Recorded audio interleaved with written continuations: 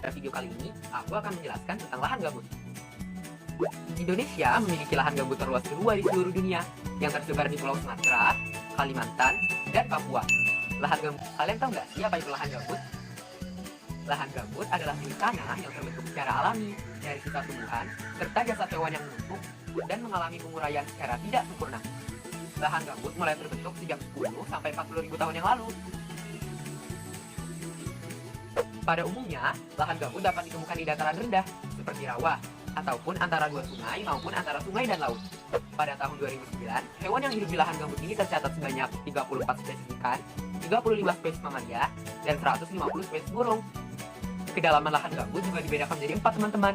Yang pertama, lahan gambut dangkal dengan tinggi 50-100 cm, lahan gambut sedang dengan tinggi 100-200 cm, lahan gambut dalam dengan tinggi 200-300 cm, dan lahan gambut sangat dalam dengan tinggi lebih dari 300 cm. Lahan gambut juga dapat dimanfaatkan loh, contohnya dalam bidang pertanian dan perkebunan.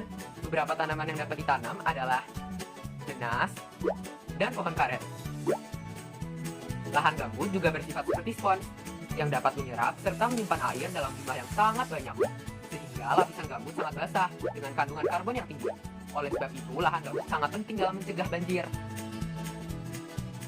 Namun, beberapa masalah timbul saat dilakukannya pembukaan lahan gambut berskala besar. Beberapa oknum yang tidak bertanggung jawab seringkali melakukan pembakaran untuk membersihkan permukaan lahan. Apabila hal ini dilakukan terus-menerus, akibatnya api juga akan membakar lapisan gambut. Karena lahan gambut memiliki kandungan karbon yang tinggi, kebakaran akan sulit untuk dipadamkan. Akar bagi lahan gambut yang terbakar juga bisa terlepas ke udara loh teman-teman. Hal tersebut akan mengakibatkan suhu di bumi semakin panas.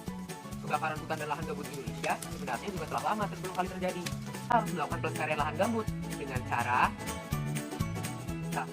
Melaksanakan sosialisasi dan edukasi mengenai lahan gambut.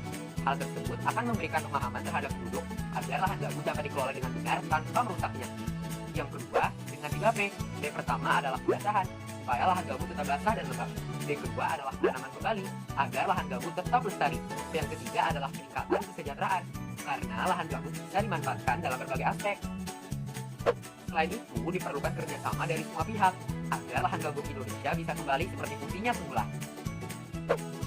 Setelah mengenal lebih dekat tentang lahan gambut, sekarang kita sudah tahu kan betapa pentingnya untuk melestarikan dan dimanfaatkan lahan gambut dengan baik. Oleh sebab itu, yuk kita lestarikan lahan gambut Indonesia bersama-sama.